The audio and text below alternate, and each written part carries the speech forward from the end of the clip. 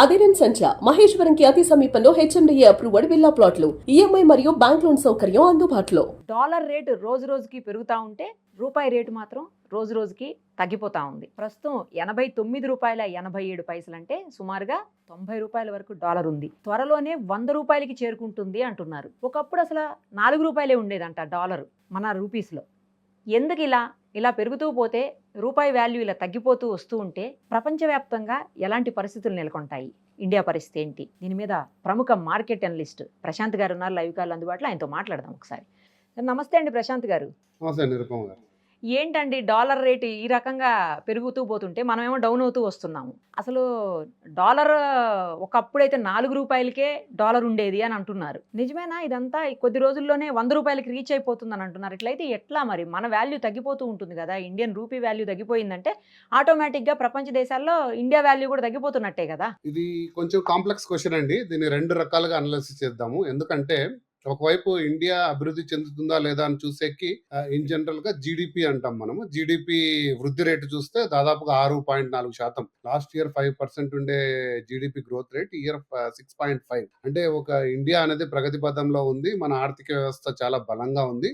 మనం బాగా ఎదుగుతున్నామంటూ ఖచ్చితంగా ఒక వైపు చూసుకొని ప్రపంచ దేశాలు మన వైపు చూస్తున్నాయి. సో మన పరిస్థితి చాలా మెరుగ్గా ఉంది. ఎందుకంటే జీడిపి అభివృద్ధి చేయడం చాలా ఇంపార్టెంట్. మరి డాలర్ ప్రైస్ తో కంపేర్ చేస్తే మన రూపీ ఎందుకు రోజు రోజుకి పడుతూ ఉంది? అలా పడడం వల్ల మన ఇంపాక్ట్ ఏంటి?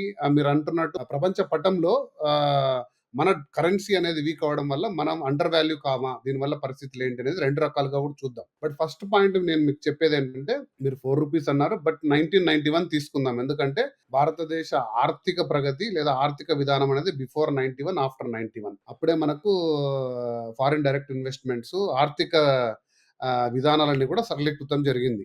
మన్మోహన్ సింగ్ గారి ప్రభుత్వం, పివి నరసింహారావు, మన్మోహన్ సింగ్ టైంలో 91 అప్పుడు ₹17 ఉండేదండి ఒక డాలర్. 91 లో వచ్చేసి ₹17 ఉండేది. 2000 అంటే ఒక 9 ఇయర్స్ లోనే అది దాదాపుగా ₹45 వరకు వెళ్ళింది. ఆ తర్వాత మనకు ఒక నెక్స్ట్ 10 ఇయర్స్ చూసుకుంటే 2000 వరకు స్టేబుల్ గా ఉంది. 45 ఉండేది, 46 అలా ఉంది. మళ్ళీ 2010 నుంచి రెక్కలు వచ్చి అమాంతంగా ఒకసారిగా 80 వరకు వచ్చేసి ఇప్పుడు 90 అంటున్నాము. త్వరలో 100 కూడా చూస్తాం. బట్ వీటికి కారణాలు అనేకం అండి. డాలర్ ఎందుకు బలపడుతుందంటే, మనం ఇంతకు ముందు చాలా సార్లు గోల్డ్ వీడియోస్ అనలైసిస్ చేసినప్పుడు నేను చెప్పానండి. ఆ నమ్మకము ఇన్వెస్టర్లకు ఉందనుకోండి, డాలర్ బలపడుతుంది. నమ్మకం అంటే ఏంటంటే, నేను పెట్టే రూపాయికి నాకు స్థిరంగా ఎక్కువ శాతం రిటర్న్ వచ్చింది అనుకోండి, ప్రపంచంలో ఉండే ఇన్వెస్టర్లందరూ డాలర్లోనే పెట్టుబడి పెడతారు. అంటే అమెరికాలో బ్యాంకుల్లో బాండ్ల రూపంలో, బిజినెస్ రూపంలో పెడతారు, స్టాక్ మార్కెట్లో పెడతారు. ఎందుకంటే డాలర్లు అనేది అందరికి కూడా చాలా అట్రాక్టివ్ కరెన్సీ. ఇక్కడ స్టాక్ మార్కెట్ మీరు చూశారు, సెన్సెక్స్ ఈరోజు ఎంత ఫాస్ట్ గా అభివృద్ధి చెందిందో, అలాగే మన వడ్డీ రేట్లు కూడా ఇక్కడ ఆకర్షణీయంగా ఉండడం వల్ల తీసుకొచ్చి పెట్టుబడులు పెట్టడం జరిగింది. కాకపోతే లాస్ట్ 4 months గా యుఎస్ అనేది ఫెడరల్ రేట్స్ తగ్గలేదు. సో డాలర్ పై నమ్మకం పెరిగింది. సో ఇండియాలో అమాంతంగా ఒక $16 బిలియన్ కరెన్సీని స్టాక్ మార్కెట్లోనో వివిధ రూపాల్లో ఉండే కరెన్సీని తీసుకెళ్లి మళ్ళీ అమెరికాలో ఇన్వెస్ట్ చేయడం జరిగింది. అంత మొత్తం డబ్బు డాలర్స్ డిమాండ్ పెరిగింది, రూపాయల విలువ తగ్గింది. సో వీటి మూలంగా ఖచ్చితంగా కూడా ఆ యొక్క దెబ్బ అనేది మన ఇండియన్ రూపీ మీద పడింది. అలాగే ఇక 3-4 ప్రధాన కారణాలు ఉన్నాయండి. అవి ఎప్పటికీ మారవు. మనము అనేది ఇంపోర్ట్ డ్రివెన్ ఎకానమీ. మనం అన్ని కూడా బయట నుంచే కొంటాం.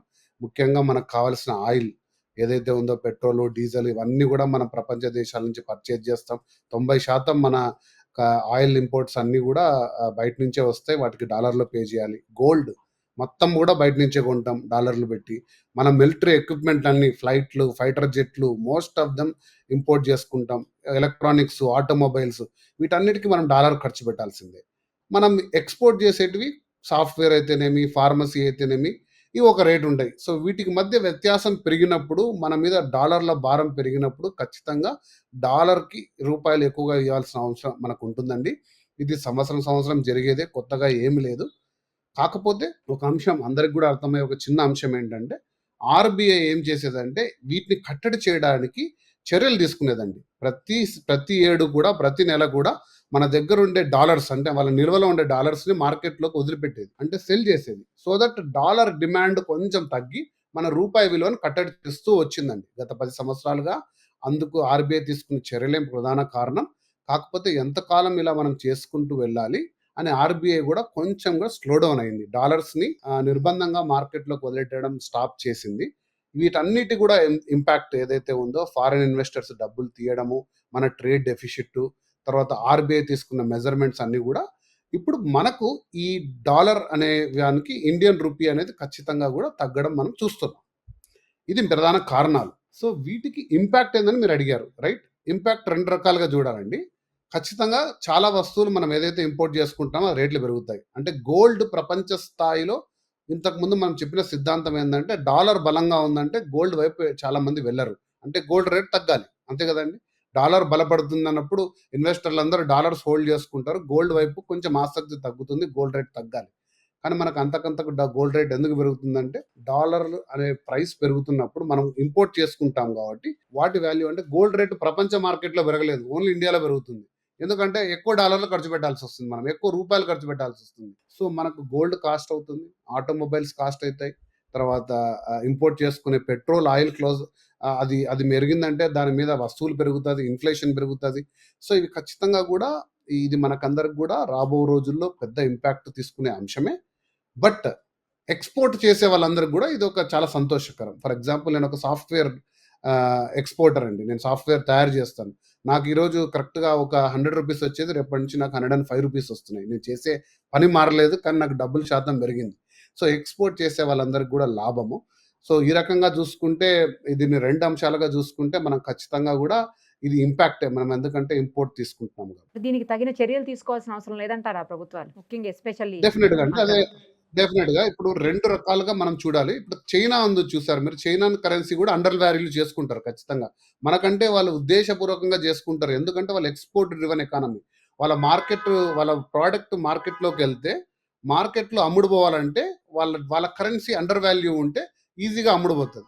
సో, అలాంటి ఉన్నప్పుడు ఖచ్చితంగా వాళ్ళకు వస్తుంది. అలాగే మనము ఇంపోర్ట్ డ్రివెన్ ఎకానమీ కాబట్టి మనం ఖచ్చితంగా దిద్దుబాటు చర్యలు తీసుకోవాలి. నాకు తెలిసి ఆర్‌బీఐ మళ్ళీ రంగంలో దిగి ఖచ్చితంగా కొన్ని డాలర్‌లని రిలీజ్ చేసి కరెన్సీని కట్టడి చేస్తుందని నేను అనుకుంటున్నాను. అది త్వరగా జరగాలండి. లేదు అంటే అలా పెరిగిపోతూ పోతూ ఉంటే డాలరు, మన రూపీ వాల్యూ తగ్గిపోతా ఉంటే చాలా ఇబ్బందికర పరిస్థితులు ఎదుర్కోవాల్సిన సిట్యుయేషన్ రావచ్చేమో రానున్న రోజుల్లో మీరన్నట్టు. అవునండి. ప్రశాంత్ గారు, మరి ఇప్పుడు దీని ఇంపాక్ట్ గోల్డ్ మీద కూడా పడే అవకాశం ఉంటుందా అండి? గోల్డ్ రోజు రోజుకి పెరిగిపోతానే ఉంది. మీరు మొదలే చెప్పారు. ఖచ్చితంగా పెరుగుతదండి. తగ్గేది అసలు ఉండదు. కరెక్షన్స్ పెద్దగా జరగదు అని చెప్పి అలాగే అవుతోంది మీరన్నట్టే. ఇప్పుడు ఇంకా ఈ ఇంపాక్ట్ ఎక్కువ పడతదా? డాలరు పెరగటం, మన రూపాయి తగ్గిపోవటం అనేది ఇంపాక్ట్ ఇంకెక్కువ పడతదా గోల్డ్ మీద? ఇక్కడ మనం కొంచెం లోతుగా చేయాలండి విశ్లేషణ ఇది. డాలర్ అనేది బలపడుతున్నప్పుడు గోల్డ్ రేట్ ఖచ్చితంగా తగ్గుతుంది. ఇది యూనివర్సల్ ట్రూత్. ఎందుకంటే ఇన్వెస్టర్లందరూ డాలర్స్ హోల్డ్ చేసుకుంటారు. బంగారం అనేది అంత ప్రియంగా ఉండదు. సో, డాలర్ అనేది బలపడింది ఖచ్చితంగా. కానీ ఈ ఇంపాక్ట్ ఇండియా మీద పడింది. మన ఇండియన్ రూపీ చూసారా? ఇండియన్ రూపీ అనేది ఖచ్చితంగా ఇప్పుడు 90 అయిపోయింది కాబట్టి మన బంగారు రేటు అనేది మనకు పెరిగినట్టే కనపడుతుంది. ప్రపంచ మార్కెట్‌లో బంగారు రేటు స్థిరంగానే ఉంది. కొంచెం కొద్దో గొప్పో తగ్గుతుంది. కానీ మన ఇండియన్ మార్కెట్‌లో అమాంతంగా ఇన్ని రోజులు రూ. 82కు వచ్చే అదే డాలర్ ఇప్పుడు రూ. 90 అవ్వడం వల్ల గోల్డ్ అనేది మనకు ఖరీదవుతుంది. సో, ఆ డాలర్ ఎప్పుడైతే మనకు దిగి వచ్చిందనుకోండి, బంగారు కూడా కొంచెం దిగి వస్తుంది లేదా కొంచెం స్థిరంగా ఉంటుంది. సో, గోల్డ్ వరకైతే ఖచ్చితంగా లాంగ్ టర్మ్ హొరైజన్‌లో మనకు ఎటువంటి కూడా ఇబ్బంది లేదండి. అంతగా అంటే నేను స్పెక్యులేట్ చేసి నేను చాలా నెలలుగా వింటున్నాను. 60,000కి పడిపోతది, 70,000 ఇవన్నీ గూడా అవాస్తవము. అసలు అటువంటి పరిస్థితి లేదు. డాలర్ పడిపోతున్నప్పుడు గోల్డ్ వాల్యూ కొంచెం తగ్గే మాట వాస్తవమే గానీ, మరి అంత పెద్ద కరెక్షన్స్ జరగవని నేను చెప్పగలను. డౌటే లేదు. బంగారం ఏదో తగ్గిపోతుంది. వెయిట్ చేద్దాం, కొందాం తర్వాత అనుకునేటి మాత్రం అనవసరమే అయితే. మీరు చెప్పే దాని ప్రకారం. కాకపోతే సిల్వర్ ఒకటి డెఫినిట్‌గా పెరుగుతుందండి. మనం చాలా సార్లు చెప్పాము. సిల్వర్ ఈరోజు నేను మాట్లాడే టయానికి 1,90,000 ఒక 6 మంత్స్ బ్యాక్ 80, 87,000 ఉండే సిల్వరు. దాని డిమాండ్, దాని దాటిపోతుందా అండి? మార్కెట్ రేట్ వేరే. దాటిపోతదా సిల్వర్ గూడా? డెఫినిట్‌గా అండి. 3,00,000 అయ్యే రోజు చాలా దగ్గరలోనే ఉంది అనే ప్రొడిక్షన్‌లో ఉన్నాం. సిల్వర్ అయితే గిన మీరు డెఫినిట్‌గా ఇన్వెస్ట్ చేయండి. సిల్వర్ రిటర్న్స్ అయితే మీకెప్పుడు డిసప్పాయింట్ చేయవు. ఎందుకంటే దాని సెగ్మెంటు, దాని నీడు, దాని డిమాండ్ డిఫరెంట్‌గా ఉంది. మీరు చూసారంటే విరివిగా ఇప్పుడు చాలామంది 1 కిలో బార్స్ ప్రత్యేకించి నేను మన స్టోర్‌కెళ్ళాను ఎక్కడో పర్చేజ్ చేద్దామని. చాలా డిమాండ్‌గా తీసుకుంటున్నారు. సిల్వర్‌కైతే డెఫినిట్‌గా కూడా మంచి మంచి గ్రోత్ రేట్ ఉండే అవకాశం ఉంది. ఈ నెక్స్ట్ 1 ఇయర్. ఎందుకో ఎంత పెరిగినా గూడా అండి గోల్డ్ మీద ఉన్నంత ఇంట్రెస్టు సిల్వర్ మీద రాదు, ఎందుకో తెలియదు. ఇన్వెస్ట్మెంట్ పర్పస్లో కొనాలేమో కానీ ఆర్నమెంట్స్ విషయానికి వచ్చేసరికి గోల్డ్కే ఎక్కువ ప్రియారిటీ ఉంటుంది. అవును. అంటే మన ఒక 60-70 సంవత్సరాలుగా లేదా వందల సంవత్సరాలుగా ఆభరణాలపై ఉన్న మోజు, బంగారాన్ని మన సాంప్రదాయంలో మనం మిళితం చేసుకున్నాం. దాన్ని ఒక ఇన్వెస్ట్‌మెంట్ సాధనం గాకుండా ఒక మన కుటుంబాల్లో గూడా పెళ్ళిళ్ళలో, శుభకార్యాల్లో ఒక ప్రధానమైన సాంప్రదాయంగా దాన్ని మనం పెట్టుకున్నాం. పెళ్లయిందంటే ఎన్ని గ్రామ్స్ గోల్డ్ తీసుకున్నారు? ఎంత పర్చేజ్ చేశారు? ఫంక్షన్ జరిగిందంటే గోల్డు. వీటి మూలాన బంగారం అనే వాల్యూ అనేది అలా ఇండియాలో మాత్రం అలా రిటైన్ అయితూ వస్తుంది. రైట్ అండి. Thank you so much. మరిన్ని అప్డేట్స్ కోసం నిరుపమ సుమన్ టీవీ ఇన్స్టా పేజ్ని ఫాలో చేయండి. సుమన్ టీవీలో మీ పర్సనల్ అండ్ బిజినెస్ ప్రమోషన్స్ కోసం కింది నెంబర్కి కాంటాక్ట్ చేయండి.